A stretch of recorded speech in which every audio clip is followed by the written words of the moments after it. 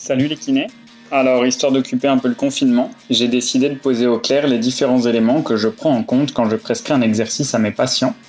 Et je vais passer en revue les avantages d'un certain nombre d'exercices que j'aime bien donner à mes patients. Alors, les squats, pourquoi ?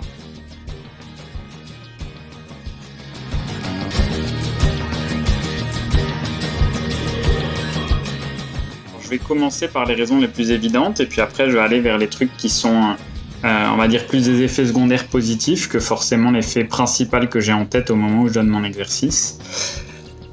Le truc qui vient à l'esprit en premier, c'est le renforcement musculaire global de tout le membre inférieur, puisqu'on va avoir beaucoup de travail des quadriceps, mais aussi un peu les ischio-jambiers en co-contraction, les grands fessiers, les moyens fessiers qui vont nous permettre de contrôler un peu les genoux.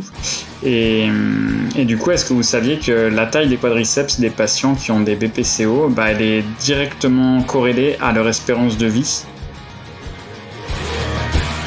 Ça va aussi nous permettre de travailler un petit peu la mobilité articulaire au niveau du genou, bien sûr, de la hanche aussi,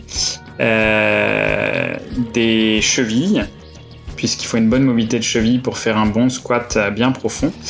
Et puis aussi la mobilité lombaire, puisque je vous renvoie aux articles de Greg Lehman, là, qu'on a traduit avec Kinefact, et qui montrent qu'on a une sacrée flexion lombaire pendant les squats, même quand on a l'impression de garder le dos en position neutre. Du coup, ça va être utile pour lutter contre la kinésiophobie aussi et améliorer l'image de soi, puisqu'on a quand même une sacrée sensation de force et de solidité qui accompagne le fait de pouvoir soulever des charges de plus de 10 kg assez facilement. Et en même temps, on va avoir ce mouvement un peu caché des lombaires et de la hanche et de la cheville, parce qu'on ne se rend pas forcément bien compte que ça travaille autant dedans. Et du coup, ça permet de bouger ces parties-là avec beaucoup moins d'appréhension s'il y en a. C'est aussi un top exercice pour le dos, puisque, comme on a dit, il travaille pas mal la mobilité en flexion, mais il y a aussi une belle sollicitation des muscles spinaux. Il va y avoir du mouvement, du travail musculaire qui font vraiment beaucoup de bien au dos. C'est une belle exposition des tissus aux contraintes. Il y a aussi l'hypoalgésie induite par l'exercice, c'est-à-dire que ça va diminuer la douleur au niveau global.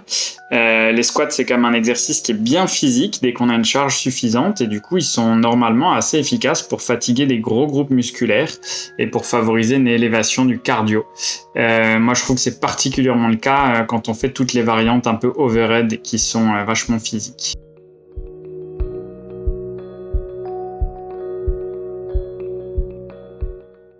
Il va y avoir un effet anti-inflammatoire aussi. Quand vous sollicitez le muscle, il se gorge de molécules anti-inflammatoires et il finit par les relâcher dans le sang. Et c'est cool parce que ça fait pas mal au ventre, contrairement au cachet.